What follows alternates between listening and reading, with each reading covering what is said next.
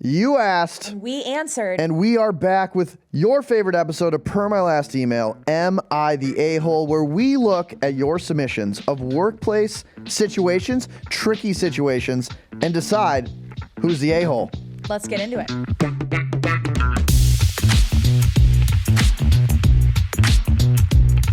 Kayla, I have a confession. Uh-oh, what is it? It's tough being as famous as we are, you know? That's so stupid. We just got so many emails to Per My Last Email. We're drowning in emails. Per My Last Email at morningbrew.com. You all wrote in, which we love. You're our favorite people. Yep. And we do episodes called Am I the Asshole? Yep. Where we take your tricky workplace situations and then we decide who's the asshole or not. Yep. And so thank you for writing in. If you want to be featured at a future episode, again, Per My Last Email at morningbrew.com, please write in. We respond to every email. My mom writes in sometimes. It makes me feel good. But we're going to... Doesn't do that. But we're going to go to the first workplace situation right now. I have been in my current job for 1 year now. About a month after I started, I contacted another team at the company because I had some extra time and I wanted to pursue my interests by working with them. I still worked on my original team and occasionally did work for this new team as well. Fast forward a year, the two other members of my original team left, leaving me and an absent manager who stepped in part-time, and my responsibilities for the passion project I was working on have become expectations, which are the equivalent to a full-time job. I worked 16-hour days. Everyone else on the OG team worked about 9. There's no plan to hire someone new to fill the empty positions, nor did I see a raise, and I see no actionable changes when I try to set boundaries. I have made up my mind to leave next year after the promotion cycle and can't help but feel just delighted about what the knowledge gaps and fire drills that will happen in the wake of me leaving. Hannah asks, am I the asshole? Kayla, Hannah, what are your thoughts? This feels very reminiscent to our revenge quitting episode. Literally. And my answer stays the same. I don't think you're the asshole, Hannah. I think the asshole is the people who have thought that they could take advantage of you. They said, you have been working on your passion project. Keep doing that because you're passionate about it. We don't need to compensate you. What? You want a raise? You want to do less other work? But don't you love the work you do? Aren't you passionate about it?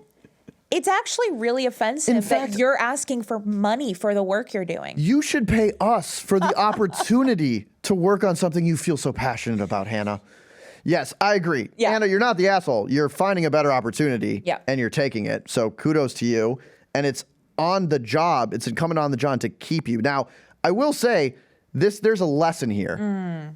Don't do passion projects. Okay. That is not the take I was expecting to come out of your mouth. Like, I was very surprised. Like, it feels like you wanted to take on more stuff. And so you contacted another team, which I think is great. You got exposure to different teams. But slowly it became another full-time job. So you were basically balancing 2 full-time jobs. And until you get clarity from your employer, like, am I going to get paid double my salary? How do I set boundaries? Like, hey, making sure that this passion project doesn't turn into an expectation, which it did in Hannah's case. Like, get a lot of clarity before you start committing to doing other things that take you away from your full-time job and you find yourself in this situation. You're not the asshole at all. Just a warning to everyone else out there. You got to be careful with stuff like this. This is so interesting. This is a non-Kyle take. Really? Yeah, Why? I'm really surprised because I feel like I'll play Kyle today. If I was Kyle, what I would say was, you know, it's amazing that you took on this passion project because you're learning more about what you like. You're getting exposure to new teams. You're potentially preparing yourself for a career pivot. And that's amazing. You should absolutely do that. Where I think that person's pretty smart. Where I think I deviate from the Kyle that I just created in my head is, once it becomes an expectation that you're taking on this extra work and it's not being acknowledged by your current boss, and they're still expecting you to do all of your stuff, that's when you have to have a conversation. I could also see you turning this into a potential pivot where you work for that other team that you've been working on this passion project for. Yeah. Assuming that it hasn't just become another chore and you hate it. I would definitely exhaust all your options. I loved your impersonation of me. Spot on. I would say, yes, I think in some ways it's good to get exposure and like you're probably not going to get the comp raise or the like title change. before you start doing a little more responsibility. I just think at some point you have to be honest with yourself and say like, okay, am I being taken advantage of? And it seems like Hannah's situation has moved into the like, you're just being taken advantage of, go elsewhere. So it's a nuanced conversation, some would say. It depends. But Hannah, you're not the asshole. Yeah, 100%. And please get a new job and please revenge quit and please tell us about it. I want every detail. If you wanted to record it and send it to us, that'd be fantastic. We wouldn't mind. We won't share it, I promise. I'd love to see managers that have been taking advantage of people crashing out. And so this would be fantastic. All right. Should we move to the second scenario? Let's move on. About 5 months ago, my friend Evan recruited me to join his team after they fired his coworker. Warning. He told me it was right up my alley. Now I feel like I was deceived. The job is nothing like how he described, and I honestly am not enjoying it. On top of that, I often feel Evan is discrediting my knowledge to make himself look better to management. For example, he will take the ideas I tell him privately and tell them back to me in front of others, making it seem like it was his idea and that he's telling me what to do. I feel like I am continuously put down for his ego to be boosted. I don't think my friend has bad intentions. I honestly think he is naive to his own actions. Is Evan the asshole here? And that is from Allie. Allie, thank you for writing in. I have some questions. Ooh, okay. The first is Evan your friend? Yeah, it doesn't sound like If Evan's your friend, I would just go have this conversation with him and be like, hey, why did you tell me this job was something when it's the other thing? Mm-hmm. And also, you know that thing you do where like I tell you something and then you tell it to everyone and you don't say it was my idea? Stop doing that. Yeah. It's like when you tell a joke in like 5th grade and no one hears it, but the person next to you says it louder. Yeah, and everyone laughs. Yeah, I don't forget, Jack. Okay. I remember.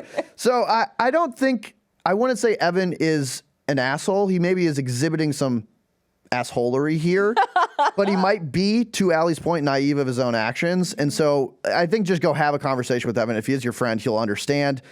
It's weird that he deceived you about what this job is, though. Yeah, I think Evan's the asshole. I think you can be an asshole and not realize you're being an asshole and still be an asshole. Great point. So if assholery is occurring, that means you're the asshole.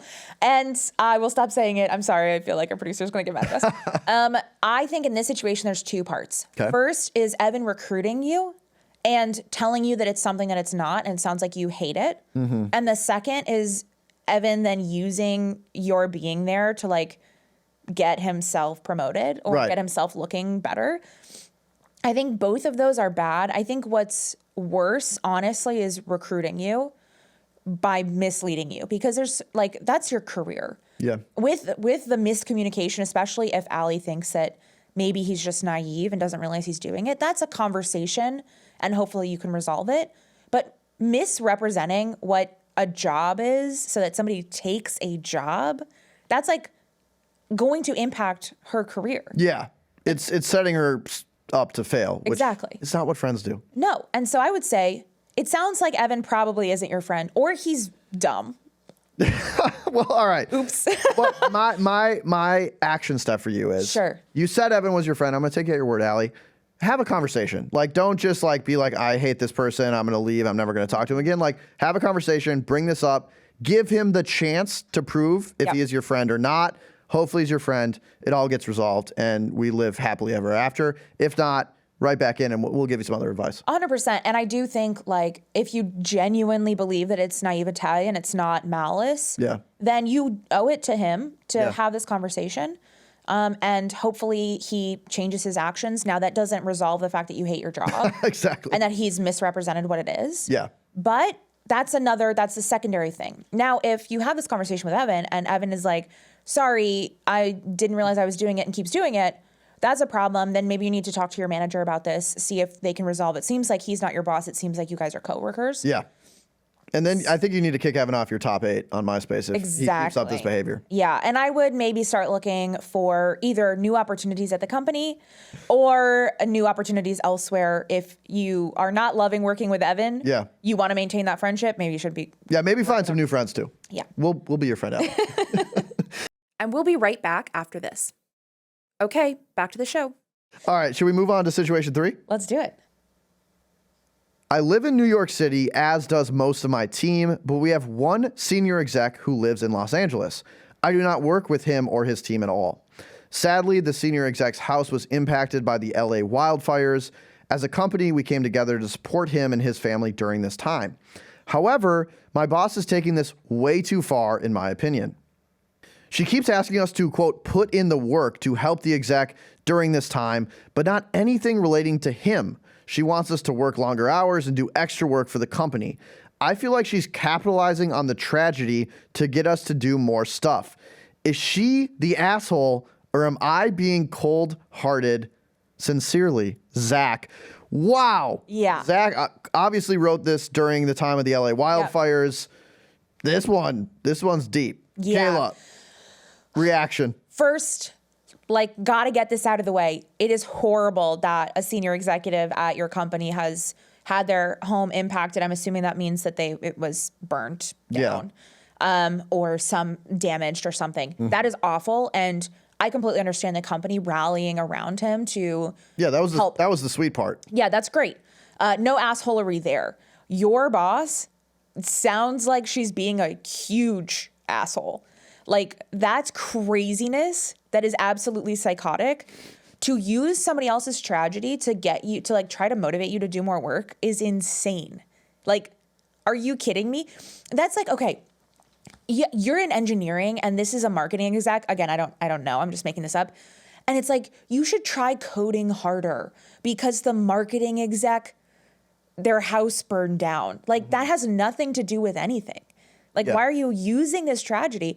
I don't think you're being cold-hearted at all, Zach. I think this is really cold-hearted on her part, on your boss's part. What do you think? Yeah, I think, look, again, I think it's cool that the company rallied around this executive. Exactly what you're saying. I do think there's a fine line between rallying around tragedy and trying to help that executive out, trying to get the company through this because obviously it's disruptive in so many ways, and then asking employees to do more than they should be. And I think this has crossed the line based on what Zach is saying, where there was the rallying and then there's the okay, am I just being used? Because now there's a convenient excuse to get me to do more work. It also is weird, it's not the exec telling them to do this. I could understand if it was the boss who was I'm personally disrupted and I'm going to be offline for a couple weeks because I need to figure out my life. I'm really sorry to put this on you. I just really need your help. That feels a little better. But if it's this other person is affected, so I need you to do more work for me, it seems unrelated. I don't want to call anyone an asshole in this situation because you're wrong. It makes me a little sad. Of course, it's a huge tragedy. Yeah. So I'm hesitant to say I don't know the full details. I agree with your perspective though, and Zach is definitely not doing anything wrong. And I think you can say I don't have the capacity to do this. And not have to feel bad that you're somehow making this tragedy worse. Well, yeah, but also it has nothing if it was I completely understand. If you're hey, you need to pick up the slack because I'm fixing my home. Yeah. 100%.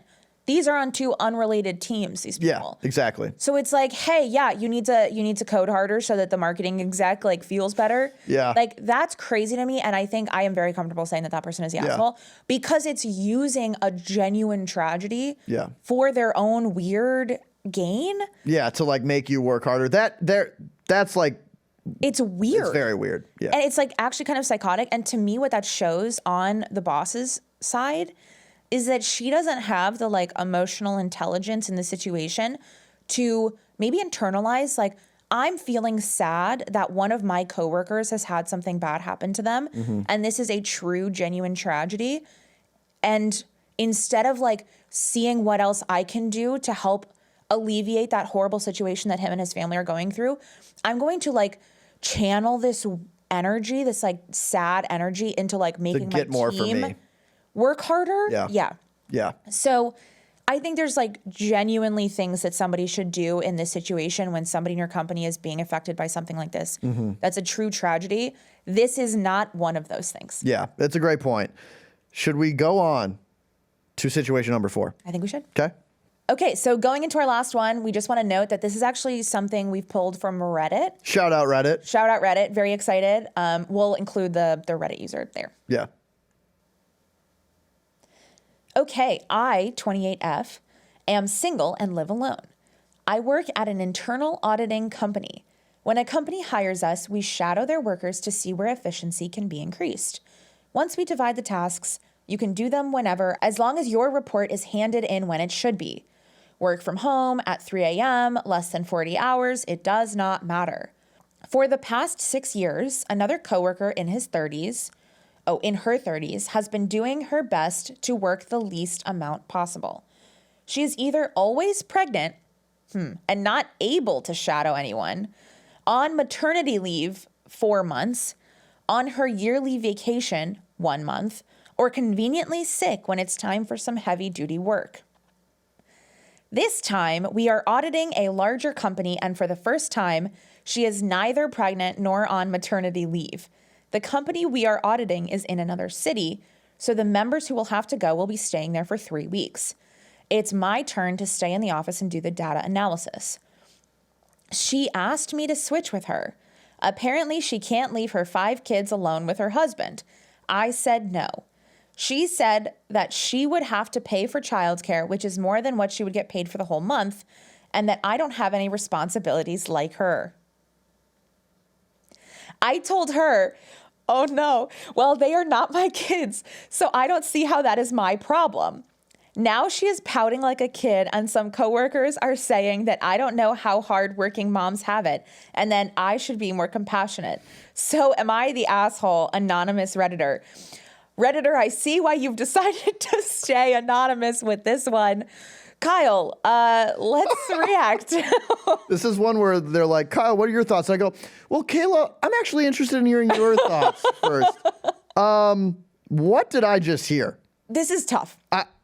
I feel like I need like an internal auditor to fact check what I just heard because I'm not a biologist, but you can't be pregnant all the time. And that's the vacations and something feels a little weird there. So we need more data. So this is one that I think is really fun because the per my last email audience, I think has a level of like intelligence and like nuance. They're the smartest podcast audience in the world. Duh. But it's like we can't like you all have like good answers. So one of the you're probably not the asshole is basically what I'm saying. Yeah. This is fun because it is an anonymous Redditor and it's like, what are you saying? Yeah. So here are my thoughts. Okay. First of all, I have a hunch that this woman is probably not, quote unquote, always pregnant or always on maternity leave. Or always sick. Or always sick or always on vacation. Besides the pregnant and maternity leave part, if you're taking a month off and you're sick and you're not doing your job, you would probably get fired. Yeah. Right? Obviously, you can't fire someone for being pregnant, but if the rest of the time you're not doing your job, it's like, okay. Yeah. This person is probably over exaggerating based on my assumption of how things operate in the world. Yeah. Also, it's like, yes, she probably shouldn't have asked if she can switch with this person, this anonymous Redditor, because it seems like maybe she hasn't like had to leave for a month for a while or done some of these like travel operations and said like the explanation probably shouldn't have been it's because of my kids. Yeah. But also for you to be like, it's not my problem that you have kids is like pretty dark. Yeah, it could have been phrased better. Yeah. Yeah. Or not phrased at all. I do think that you're the asshole. Oh, wow. Okay. I have a very different take. Really? Yeah. I mean, I wouldn't have said what she said, but I think that you're not her boss. This is a colleague, right? Yeah. The two people. And to me, like, it's the company's responsibility to one, like, if this person is truly like abusing the system and not working and like making up excuses to like manage that situation.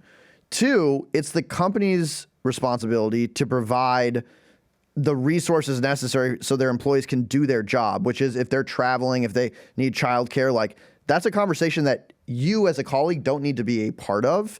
So I think someone asks you once like, hey, I have to run home because my kid is sick. Can you cover for me? I think, of course, you do it if you can. It's a nice thing to do. The second that becomes an expectation on you, or like now it's your responsibility to do things you don't want to do because someone else has a different situation. That's just, I'm not saying their situation's bad. I'm just saying it's not your fault. It's not your responsibility. That's a conversation between the woman with 5 kids and the company. Yeah. And you cannot be expected to like now have to start doing a bunch of stuff, never get a break, work way harder because the company's failing to have these difficult conversations or provide adequate support for this other woman. So I don't think you're the asshole. What you said was mean. Yeah, for sure. That's why I'm saying you're the asshole. Yeah, I agree with that. I think that everyone, including the company, every single party that's mentioned in this has assholery involved. But I could understand if the tone of this was like, this person feels like they're making things up. Yeah. I could understand being like, this person is literally making things up. They're like always conveniently sick or conveniently gone. Or conveniently pregnant. If this woman has 5 kids, she's clearly been pregnant. Yeah, like she's not lying about this. Have you seen a photo? It feels like if she has 5 kids, she's actually been pregnant a lot. That's fine. What are you talking about? I don't know. I think that the anonymous Redditor who submitted is the biggest asshole of a group of probable assholes. If you are the Redditor that submitted this, please email us. We need more information. Yeah. I need to understand the details of this because we might have found a situation where, am I the asshole? The answer is everyone involved. Yes. We haven't had one of those before. I know. It's actually, this is what I'm saying. It's because the PMLE audience is good. Yeah. Generally. Kaila, I do think we have to say we support maternity leave. 100%. This is what I'm saying is it sounds like the Redditor that submitted this is like, this bitch is getting pregnant all the time. And it's like that to me. Even if you had been a little bit more rational at the beginning of the submission, I would have a little more empathy for you at the end of the submission. Yeah. You know what I mean? But yes, this person probably shouldn't have asked to switch. It sounds like she hasn't built up a lot of goodwill. She should have this conversation with the company. Yep. But also, you're not like winning any points by talking about her in a way that like is clearly incorrect. Yeah. You know? That's facts. All right, I kind of like ending it there. That was one we haven't experienced. That was really interesting. So I'm curious, what are your thoughts specifically on that last one? Because that is not part of our audience. This is a net new situation. I actually really liked that one because it felt a little bit like more out there and kind of crazy. Yeah. What do you think? Was everyone the asshole? I feel like we had some fun examples. Write in, per my last email, @morningbrew.com. You can also DM us on Instagram. Yeah, drop your thoughts on Spotify. Or on LinkedIn. On the comments, on LinkedIn. Send us a letter. Send us a voice note. Do whatever you got to do. We'd love to hear your thoughts. And again, per my last email, @morningbrew.com. Write in whenever. Thank you for listening. Should we roll the credits? Let's roll the credits. Our producer is Michaela Heck. Our technical director is Uchenna Ogu. Linda Kong is our director of people operations. And our chief content officer is Devin Emery. This show is a production of Morning Brew. Thanks for listening, and we'll see you next week. Thanks, y'all.